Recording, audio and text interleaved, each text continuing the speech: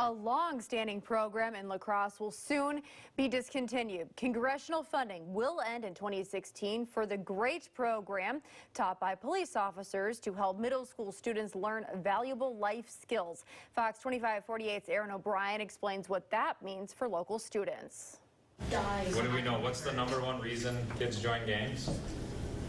They feel left out in life. The kids are all ears today as Officer Brad Stoner teaches the 6th grade class at Logan Middle School about gangs through the GREAT program. GREAT stands for Gang Resistance Education and Training. The nationwide program has taught middle school students about violence prevention and bullying for 22 years.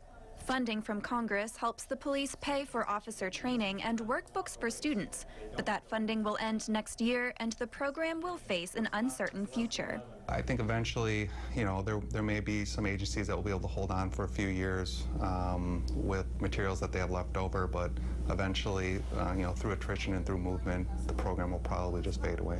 But the police say it's still an important program for students. People don't want to talk about gangs, and congressional members don't want to talk about gangs, but the reality is, if you talk to any police chief across this country, they will tell you that gangs are still an issue, and we all know that bullying is still an issue. Violence prevention needs to be there. And Officer Stoner says the GREAT program makes the kids see him and his role as a school resource officer as more than just a security guard, but also as an adult they can trust. But he wonders where the kids might learn these skills when the program ends. You're hoping they're getting those same things at home. You're hoping they're getting them at, like, the Boys and Girls Club. If they're getting them there, that would help as well. This just seems to be much more structured and defined in how it's approached, beginning to end. La Crosse police say they'll finish this school year teaching GREAT in the classroom, and they'll decide this summer whether they have the resources for one more year. In La Crosse, Aaron O'Brien, Fox 25/48 News at 9.